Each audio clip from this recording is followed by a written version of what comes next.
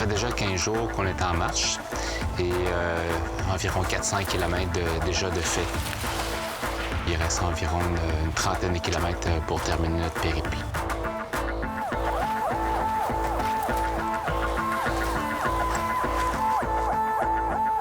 Stanley Volant est Innu. C'est le premier autochtone québécois à devenir chirurgien. Il s'est donné un défi.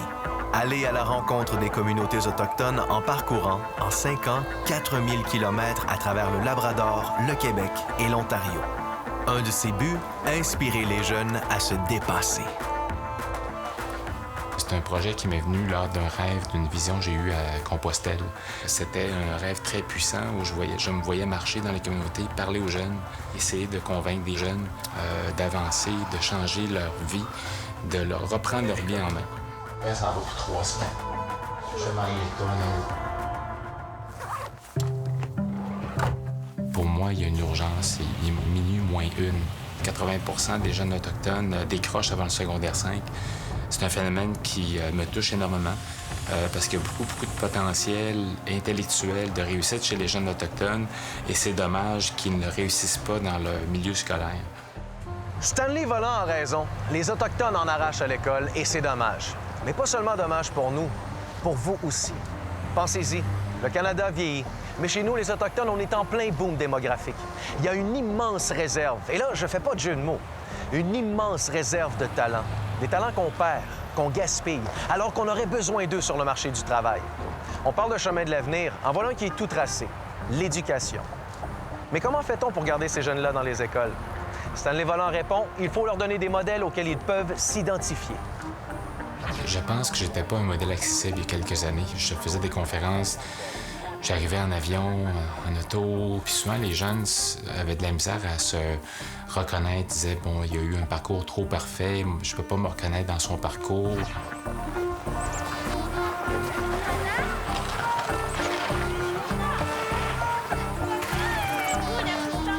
Aujourd'hui, en arrivant à pied avec mon sac à dos, mon traîneau, j'utilise l'humilité, la simplicité dans mon message, puis je leur dis, écoutez, je suis comme vous, et c'est juste parce que j'avais un but, j'avais un rêve que je voulais poursuivre et que j'avais des gens qui m'ont dit de poursuivre mon rêve que je suis rendu où je suis rendu maintenant. Et vous êtes capable de le faire autant que moi, je l'ai fait.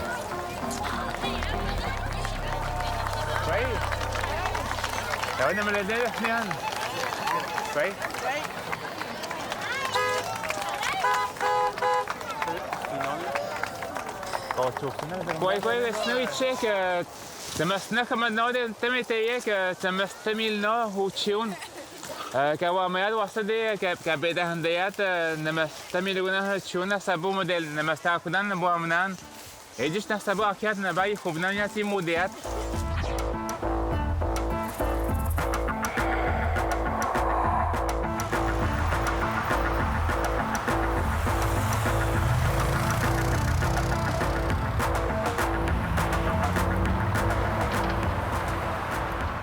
Zdi si temeg na temne besegundi tegidedno ega tapestelmak poadmanji dabchin kambliat obasman tegedi no gastno tegedi no idek win de huek tegedi de gunhuno e win de gunhuet wizid no na temna gadan tezi tayan tezi wizigo inwasat.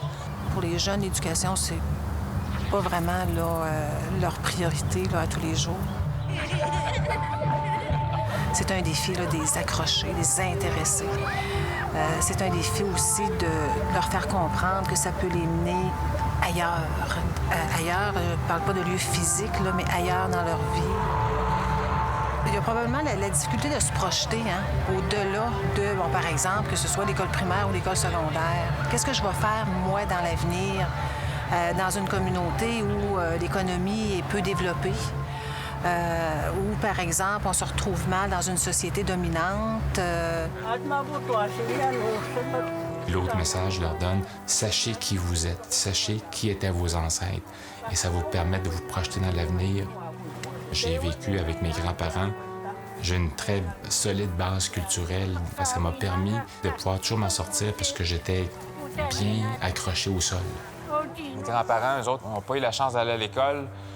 Mon grand-père a été une demi-journée à l'école. Ma grand-mère est plus éduquée, elle a été une semaine à l'école. Kita ka mamnel de god, zinta ko ni hudot. Sila. Zinta ko ni hiona. Apa? J'ai eu une grande réceptivité de ces jeunes-là. J'ai pu voir dans leurs yeux des flammes briller. Donc, oui, je pense avoir brisé cette carapace-là. Peut-être pas de tous, mais de quelques-uns. Et c'est mon objectif, c'est pas de convaincre tout le monde. C'est si je peux allumer, inspirer 2, 3, 4, 5 jeunes, c'est ça qui est le plus important. Stanley Volant reprend la route. Il a des milliers de kilomètres à marcher encore. Cette année, l'an prochain, dans 2 ans. À Nutarquan, il a fait passer son message, mais les jeunes l'ont-ils bien entendu? Ceux qui marchent avec lui aujourd'hui, est-ce qu'ils auront un jour envie d'aller plus loin? S'ils peuvent avoir le goût de poursuivre leurs études et poursuivre leurs rêves, peu importe quel est leur rêve, c'est ça que je veux leur transmettre comme message, d'avancer pas par pas,